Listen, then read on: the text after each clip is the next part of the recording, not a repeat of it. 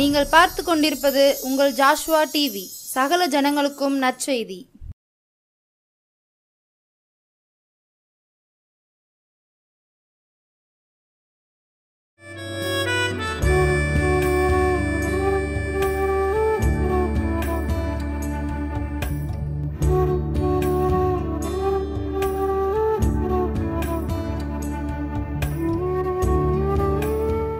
Joshua TV நேயர்களுக்கும் இயேசு கிறிஸ்துவின் அன்பின் வாழ்த்துதலை தெரிவித்துக் கொள்கிறோம்.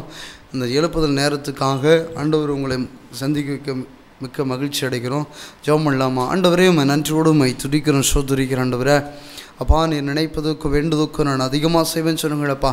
அந்த வார்த்தையின்படி ஜெபிக்கிறவங்க தெய்வீக பிரசன்னத்து வரலாமே அப்பா, எங்களை ஒவ்வொருவரையும் மூடுவதாக. அப்பா, இம்மட்டும் காத்த வினசரே உம்மை துதிக்கிறோம்பா.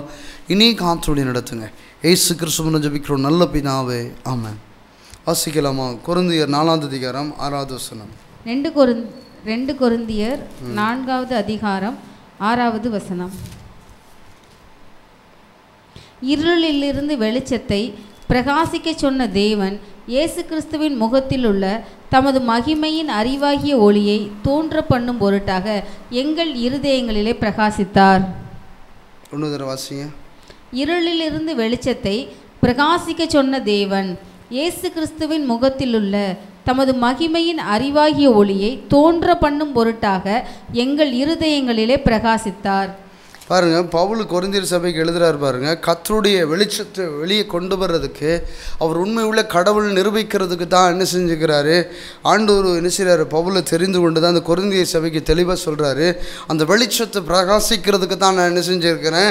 அவர் அழைத்த அழைப்பு உண்மை, அவர் தெரிந்து கொள்ளப்பட்ட பாத்திரம் உண்மை, அவர் நம்மளை எதற்காக தரிசனத்துக்காக வைத்திருக்கிறாரு அப்படிங்கிற அவர் ஒளியை வெளியே கொண்டு வர்றதுக்கு தான் ஆண்டவர் எங்களை என்ன செஞ்சுக்கிறாரு, இந்த கொரிந்தியர் சபைக்கு எங்களை அழைத்து வந்திருக்கிறாருன்னு சொல்லி தான் என்ன செய்கிறாரு, கொரிந்தியர் சபையில் தெளிவாக பேசுகிறார். வாசிக்கலாமா?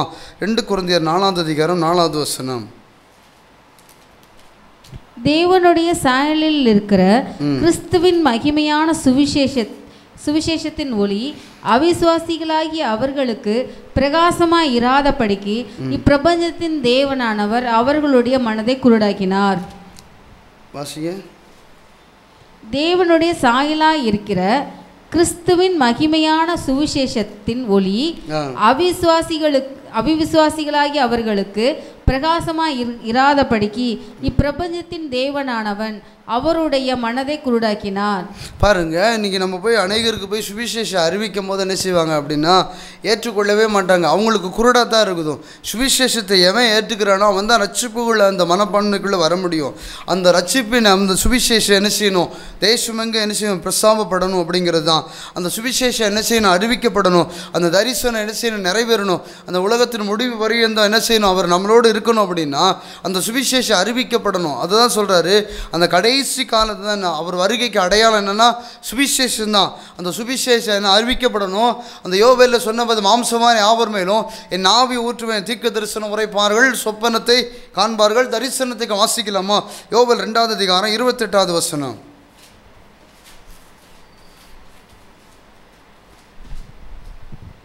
யோவேல் 2:28. அதற்கு பின்பு நான் மாமிசமான யாவர் மேலும் என் ஆவியை ஊற்றுவேன், அப்பொழுது உங்கள் குமாரரும் உங்கள் குமாரத்திகளும் தீர்க்க தரிசனம் சொல்லுவார்கள், உங்கள் மூப்பர் தரிசனங்களையும் உங்கள் மூப்பர் சொப்பனங்களையும் உங்கள் வாலிபர் தரிசனங்களையும் காண்பார்கள். பாருங்க, மாம்சமான யாவர் மேலே என் ஆவியை ஊற்றுவேன். கர்த்தருடைய தரிசனம் என்னன்னா, தேசத்தில் நடக்க வேண்டிய தரிசனம். ஒரு பக்கம் சுவிசேஷம் அறிவிக்கப்படணும். கர்த்தருடைய ஒளி என்ன செய்யணும், வெளிப்படணும். பவுல் அதான் சொல்கிறாரு கொரிந்தியர் சபைக்கு, கர்த்தருடைய வெளிச்சத்தை, இயேசுவோட வெளிச்சத்தை நாங்கள் காமிக்கிறதுக்கு தான் என்ன செஞ்சுக்கிறோம், இந்த சபைக்குள்ளே வந்திருக்கிறோம். தரிசனத்தை குறித்து அந்த வெளிச்சம் உங்களுக்கு தெரியணும். அந்த தரிசனத்தை குறித்து அந்த நோக்கம் உங்களுக்கு புரியணும். அந்த தரிசனத்தை குறித்து என்ன செய்யணும், தேவ திட்டம் என்ன செய்யணும், இந்த தேசத்தில் விளங்க பண்ணணும். அப்படிங்கிறதுக்கு தான் என்ன செஞ்சோம், அந்த வெளிச்சத்தை நாங்கள் வெளியே கொண்டு வர்றதுக்கு தான் இந்த கொரிந்தியர் சபைக்கு நாங்கள் வந்திருக்கிறோம் அப்படின்னு சொல்லி தீர்க்கமாக என்ன செய்கிறாரு, கொரிந்தியர் சபைக்கு எழுதுறாரு. அந்த யோவேலில் சொல்லப்பட்டது போல மாம்சமான யாவர் மேலே என் ஆவி ஊற்றுவேன், தீர்க்க தரிசனம் உரைப்பார்கள், சொப்பனத்தை காண்பார்கள். அந்த வாக்குத்தத்தம் நிறைவேறணும், அந்த தரிசனம் நிறைவேறணும்னு சொல்லி தான் இந்த தரிசனத்துக்காகத்தான் என்ன செய்கிறோம், இந்த சபைக்குள்ளே வந்து என்ன செய்யணும், ஜனத்தை தட்டி எழுப்பி எல்லாரும் அந்த தரிசனத்தை பார்க்கணும். வாலிபர்கள் அந்த தரிசனத்தை பார்க்கணும், முதியவர்கள் சொப்பனத்தை காண்பணும். அப்படிங்கிறது தான் தேவனுடைய திட்டமாகவும் இருக்குது. அந்த திட்டத்தை வெளிப்படுத்துறதுக்கு தான் அன்னைக்கு அந்த கொரிந்தியர் சபைக்கும் ரோமபுரிக்கும் இன்னைக்கு என்ன செய்ய எபேசிய சபைக்கும் என்ன செய்யறாரு, தட்டி எழுப்பி என்ன செய்யறாரு, பவுல் அந்த சுவிசேஷத்தை என்ன செய்யறாரு, பிரஸ்தாபப்படுத்தி அநேகரோட மனக்கண்களை திறந்து தான் அன்னைக்கு எருசலேமில் என்ன செய்ய சீசர்கள் தொகை அதிகமாக இருக்கிறத என்ன செய்ய முடியும், நம்ம பார்க்க முடியும். அந்த தரிசனம் எதற்காக வைக்கப்பட்டிருக்குன்னா தேவனுடைய திட்டம் நிறைவேறணும் அப்படிங்கிறது தான்.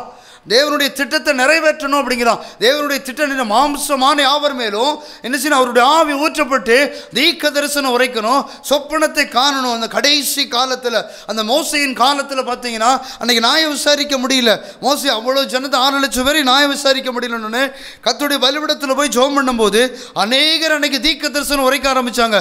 யோசுவா வந்து சொல்கிறாரு, ஆண்டவர் உங்கள்கிட்ட தானே பேசுகிறாரு, மோசைட்ட ஊழியக்காரன்ட்ட தானே பேசுகிறாரு, எல்லாரும் தீர்க்க தரிசனம் உரைக்கிறாங்களே அப்படின்னு சொல்லி மோசைட்ட வந்து சொல்லும்போது, மோசை எல்லாரும் தீர்க்க தரிசனம் உரைத்தாங்கன்னா எல்லாரும் கர்த்தருடைய வார்த்தையை கேட்டுட்டு கீழ்ப்படிஞ்சு செயல்பட ஆரம்பிச்சிருவாங்களே, நல்லது தானே அப்படின்னு சொல்லி சொல்லப்பட்டது வேதத்தில் எழுதப்பட்டிருக்குது. அதே போல தான் அன்னைக்கு பவுலோட வாழ்க்கையிலையும் பவுலோட தரிசனத்திலையும் அவர் கொடுத்த தரிசனம் சபைகளை தட்டி எழுப்பு, இதுதான் தரிசனம் அப்படின்னு சொல்லி தேவ திட்டம் இதுதான், தேவனுடைய வெளிச்சம் இதுதான், அவர் வரப்போகிற காரியம் உண்மைதான், சுவிசேஷம் அறிவிக்கப்படணும். பவுல் சொல்றாரு, நான் எதற்காக பிடிக்கப்பட்டனோ அதற்காக நான் லக்கை நோக்கி தொடர என்ன செய்கிறேன் விரும்புகிறேன்னு சொல்றாரு. அந்த லக்கை நோக்கி தொடர விரும்புறதுக்கு தான் ஆண்டவர் ஒவ்வொரு மனுஷனுக்கு என்ன செய்றாரு, அந்த தரிசனத்தை வைத்திருக்கிறாரு. அந்த தரிசனத்தை எதுக்காக நம்மளை வைத்திருக்கிறார்னா அந்த தேவ திட்டத்தை நிறைவேற்றுறது தான். வாசிக்கலாமா? அப்போஸ்தலர் 2ஆம் அதிகாரம் 17ஆவது வசனம். அப்போஸ்தலர் 2ஆம் அதிகாரம் 17ஆவது வசனம். கடைசி நாட்களில் நான் மாம்சமான யாவர் மேலும் என் ஆவியை ஊற்றுவேன். அப்பொழுது உங்கள் குமாரரும் உங்கள் குமாரத்திகளும் தீர்க்க தரிசனம் சொல்லுவார்கள். உங்கள் வாலிபர் தரிசனங்களை அடைவார்கள். மூப்பர் சொப்பனங்களை காண்பார்கள். ஆண்டவர் பாருங்க, யோவேலில் வாக்குத்தத்தம் பண்ணினது போல அப்போஸ்தலர் நடவடிக்கையில வாக்குத்தத்தம் பண்றாரு. அந்த வாக்குத்தத்தத்தை என்ன செய்யணும், புதிய ஏற்பாட்டு காலத்தில் என்ன செய்யணும், எல்லாரும் என்ன செய்யணும் பார்க்கணும். அதை வசனம் சொல்லுது, புதிய ஏற்பாட்டு பகுதியில் சொல்லப்படுது, புது உடன்படிக்கைக்காக என்ன செஞ்சா, நான் உன்னை தெரிந்திருக்கிறேன் அப்படின்னு சொல்றாரு. அப்போ புது உடன்படிக்கைனா ஒவ்வொரு மனுஷனும் அந்த தரிசனத்தை குறித்து தெரியணும், அந்த ஒவ்வொரு மனுஷனுக்கும் தேவ திட்டம் தெரியணும். அதுதான் சொல்றாரு, அந்த கடைசி காலம் என்ன செய்யணும், அந்த அபிஷேகம் ஒவ்வொருவர் மேலேயும் என்ன செய்யணும், அந்த ஒவ்வொருவர் மேலே இந்த ஆவி ஊற்றப்படணும். அதுக்காகத்தான் என்ன செய்யறாரு, பவுலை எழுப்பினது போல தான் இன்னைக்கு ஒவ்வொரு பவுல்களை தட்டி எழுப்ப அவர் சுத்தமுள்ளவராக இருக்கிறாரு. அந்த கனமான ஊழியத்தை செய்ய அன்னைக்கு பவுலுக்கு ஒரு வாஞ்சை இருந்துச்சு தெரியுமா, சபைகளை தட்டி எழுப்பி இன்னும் அநேக சீசர்களை என்ன செய்யணும், உருவாக்கணும், அநேக சீசர்களை உருவாக்கி என்ன செய்யணும், தேசம் எங்கும் போய் என்ன செய்யணும், சுவிசேஷம் பிரஸ்தாபப்படுத்தணும். அதான் சொல்றாரு, சுவிசேஷம் அறிவிக்கிறதே என் மேல விழுந்த கடமைன்னு சொல்றாரு, தீர்க்கமா எழுதுறாரு, என் மேல விழுந்த கடமை. அதே போலதான் ஒவ்வொரு மனுஷனுக்கு என்ன செய்யணும், அந்த தீர்க்கதரிசனம் சுவிசேஷம் அறிவிக்கிறது நம்ம மேல விழுந்த கடமை. அந்த வாரம் ஒவ்வொரு மனுஷனுக்கு இருக்கணும். நம்ம மட்டும் ரட்சிக்கப்பட்டு என்ன செய்யணும், பரலோகத்துக்கு போகணும் இல்லை, நம்ம கூட இருக்கிறவங்கள ரட்சிக்கப்பட்டு என்ன செய்யணும், பரலோகத்துக்கு போகணும். வாசிக்கலாமா? லூக்கா 1ஆம் அதிகாரம் 11-14 வரை. அப்பொழுது கர்த்தருடைய தூதன் ஒருவன் பலிபீடத்தின் வலது பக்கத்தில் நின்று அவனுக்கு தரிசனமானான். சகரியா அவனை கண்டு கலங்கி பயமடைந்தான். தூதன் அவனை நோக்கி, சகரியாவே பயப்படாதே, உன் வேண்டுதல் கேட்கப்பட்டது. உன் மனைவியாகி எலிசபெத் உனக்கு ஒரு குமாரனை பெறுவாள். அவனுக்கு யோவான் என்று பெயரிடுவாயாக. உனக்கு சந்தோஷமும் மகிழ்ச்சியும் உண்டாகும். அவன் பிறப்பின் நிமித்தம் அநேகர் சந்தோஷப்படுவார்கள். பாருங்க, யோவானை குறித்து என்ன செய்றாரு ஆண்டவருடைய தரிசனம் என்னன்னா, யோவானுக்கு என்ன தரிசனம்னா, விரியன் அவர் சொல்றாரு, விரியன் சுவிசேஷத்தை அறிவிக்கணும், பாதைகளை செவ்வாய்ப்படுத்தணும். யோவானுக்கு என்ன செய்யற, யோவானோட தரிசனம் என்னன்னா, பாதைகளை செவ்வாய்ப்படுத்தணும், ஜனங்களை ஆயத்தப்படுத்தணும், பாவத்திலிருந்து என்ன செய்யணும், நீதிக்கு என்ன செய்யணும், திருப்பணும், பாவ அக்கிரமங்கள்லேருந்து திருப்பி இந்த வருகிற தரிசனத்துக்கு நேரம், கடைசி காலம் இந்த தரிசனத்துக்கு நேரம் என்ன செய்யணும், திருப்பணும் தான் யோவான் என்ன செய்யறாரு. எலிசபெத் மொழி ஆண்டவர் என்ன செய்யறாரு, அன்னைக்கு பேசி என்ன செய்யறாரு, தரிசனமாகி பேசுறாரு. தரிசனத்தை குறித்து பேசுறதுக்கு தரிசனமாகிறாரு. யார் வாசிங்களா? ஒன்று தரேன். தூதன் அவனை நோக்கி, சகரியாவே பயப்படாதே, உன் வேண்டுதல் கேட்கப்பட்டது. உன் மனைவியாகிய எலிசபெத் உனக்கு ஒரு குமாரனை பெறுவாள். அவளுக்கு யோவான் என்று பெயரிடுவாக என்றார். யோவான் என்று பெயரிடுவாயாக. ஆண்டோட தரிசனம் என்னன்னு, எலிசபெத்துக்கு ஒரு குமாரன் பெறணும், அவன் பேர் யோவான். அப்படின்னு தீக்கமாக எழுதப்பட்டிருக்கிற வசனம். அதே யோவான் ஒட்டக மயிரை தரித்து என்ன செய்கிறாரு, வெட்டுக்களையும் தேனையும் சாப்பிட்டுட்டு என்ன செய்ய தீர்க்க தரிசனம் உரைத்தாரு. நடக்க போகிற காரியங்களையும் என்ன செய்கிறாரு, அவர் ரொம்ப தரிசனமாக வெளிப்படுத்த சுவிசேஷத்தில் நம்ம போய் பார்த்தோம் அப்படின்னா யோவானை குறித்து ஆண்டவர் அநேக காரியங்களை ரகசியங்களை பேசியிருக்கிறாரு. ஆனால் தேவனுடைய திட்டம் என்ன செய்யுது, இந்த தேசத்தில் வெளிப்படணும். கடைசி கால தரிசனம் என்ன செய்யணும், அது யோவானுக்கு வெளிப்படுத்தணும். வெளிப்படுத்தி அந்த சுவிசேஷம் எழுதப்படணும் தான் ஆண்டோடைய திட்டமாக இருந்துச்சு. அதே போல தான் இன்னைக்கு ஒரு யோவானை தேடி தான் ஆண்டவர் நம்மளோட பேசி கொண்டிருக்கிறாரு. இன்னைக்கு வருகிற காரியங்களை வெளிப்படுத்துறதுக்கும் தரிசனத்தை குறித்து தேவ திட்டத்தை வெளிப்படுத்துறதுக்கும் தேவ நோக்கத்தை வெளிப்படுத்துறதுக்கும் அநேக ஜனத்துக்கு பாதைகளை செவ்வாய்ப்படுத்துறதுக்கும் ஆண்டவர் என்ன செய்றாரு, யோவானை தேடி அலைகிறாரு. அதேதான் அவரோட பாரமா அதுதான். அன்னைக்கு செய்த ஊழியத்தை, அன்னைக்கு பிதாக்கள் செய்த யோவான் செய்த ஊழியத்தை செய்யறதுக்கு தான், இந்த சன்ரைசர் செய்யறதுக்கு தான் ஆண்டவர் எழுப்புதலுக்காக என்ன செய்றாரு, யோவானை தேடி என்ன செய்றாரு, ஒவ்வொரு வருடம் என்ன செய்றாரு, பேசிக்கிட்டே இருக்கிறாரு. யார் பாதைகளை செவ்வாய்ப்படுத்த முடியும், யார் பாதைகளை சீர்படுத்த முடியும், யார் ஜனங்களை மனம் திரும்ப வைக்க முடியும். அதான் சொல்றாரு, விரியன் பாம்பு கட்டிகளே வருகிற பொல்லாப்புக்கு தப்பித்துக் கொள்ளுங்க, மனம் திரும்ப கேட்ட கனிகளை கொடுங்கன்னு சொல்லுகிறாரு. மனம் திரும்ப கேட்ட கனிகளை கொடுங்கன்னு சொல்லி பிரசங்கம் பண்றாரு. அதே போலதான் அந்த பிரசங்கம் பண்ற தெருவில் போய் பிரசங்கம் பண்றதுக்கும் ஆண்டவர் ஜனங்களுக்கு காரியங்களை வெளிப்படுத்துறதுக்கு தான் ஆண்டவர் என்ன செய்றாரு, ஒரு யோவானை தேடி என்ன செய்றாரு, நம்மளோட இந்த எழுப்புதல் நேரத்தில் பேசிட்டே இருக்கிறாரு. கர்த்தருடைய தரிசனம் என்ன செய்யணும், இந்த தேசத்தில் நிறைவேறணும் அப்படிங்கிறது நோக்கம் தான். வாசிக்கலாமா? 1 சாமுவேல் 3ஆம் அதிகாரம் 1ஆம் வசனம். சாமுவேல் என்னும் பிள்ளையாண்டான் ஏலிக்கு முன்பாக கர்த்தருக்கு பணிவிடை செய்து கொண்டிருந்தான். அந்நாட்களில் கர்த்தருடைய வசனம் அபூர்வமாய் இருந்தது, பிரத்யட்சமான தரிசனம் இருந்ததில்லை.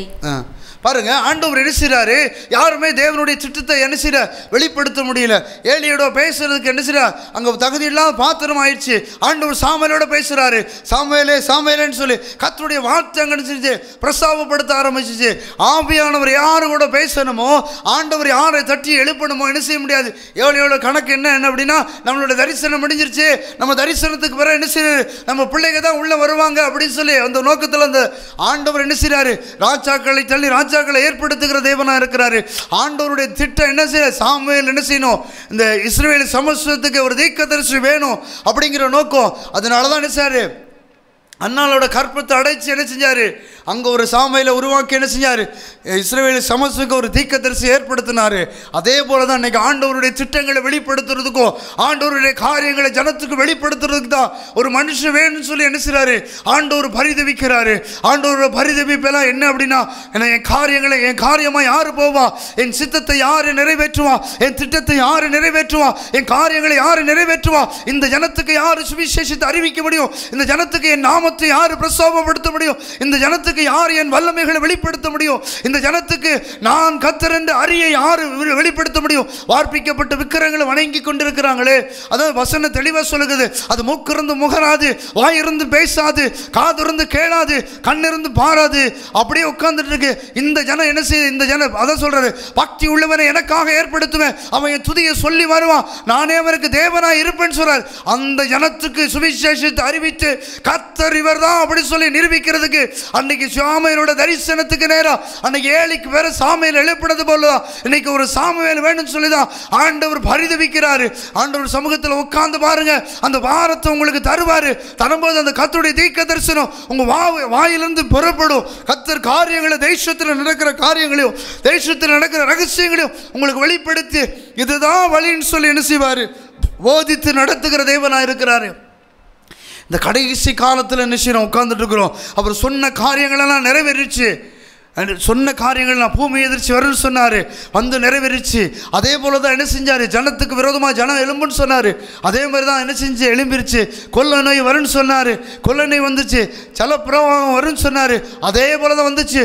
நோவாவின் காலத்தில் நடந்தது போல நடப்பிக்கப்படும் சொல்லி வேதத்தில் சொல்லப்படுது. அது நடப்பிக்கப்படக்கூடிய இந்த ஜனம்லாம் தப்பித்து கொள்ளப்படுறதுக்கு தான் என்ன செய்கிறாரு, ஒரு சுவிசேஷ வேலையை ஏற்படுத்திக்கிட்டு இருக்கிறாரு ஆண்டவர் நம்மளோட. அந்த சுவிசேஷம் அறிவிக்கப்பட்டு கர்த்தர் வருகைக்கு ஜனங்கள் ஆயத்தப்படுத்தப்படணும். அதை குறித்து தான் ஆண்டவர் நம்மளோடு யோவானுக்கு தீர்க்கமாக சொல்றாரு, விரியன் பாம்பு குட்டிகளே வருகிற பொல்லாப்புக்கு தப்பித்துக் கொள்ளுங்க, மனம் திரும்ப கேட்ட கனிகளை கொடுங்கன்னு சொல்றாரு.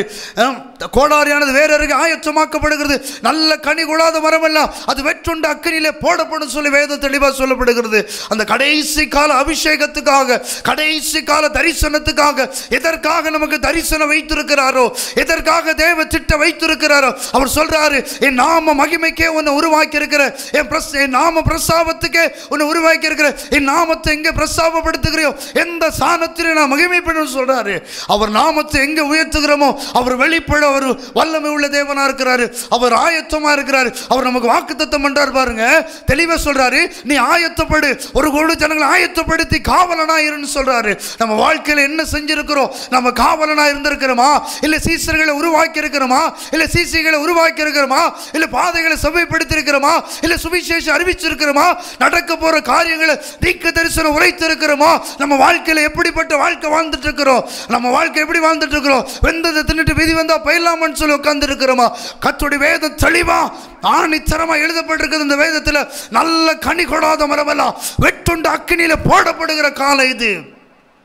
கடைசி காலத்தில் உட்கார்ந்துருக்கிறோம். வேதம் தெளிவாக சொல்லப்படுகிறது, பிதாவின் சுத்த செய்யாதவன் தேவனுடைய ராஜ்யத்தில் பிரவேசிக்க முடியாது சொல்லி. கர்த்தாவே கர்த்தாவே உமது நாமத்தினால தீர்க்க தரிசனம் உரைத்தோம் அல்லவா, உமது நாமத்தினால அற்புத அடையாளங்களை செய்தோம் அல்லவா, உமது நாமத்தினால பிசாசுகளை துரத்தினோம் அல்லவா, அக்கிரமக்காரனே என்னை விட்டு அகன்று போகன்னு சொல்லாரு. அவர் நாமத்தை எல்லாத்தையும் செய்திருக்கோம். அவருக்காக என்ன செஞ்சிருக்கிறோம்? சுவிசேஷம் அறிவிச்சிருக்கிறோமா?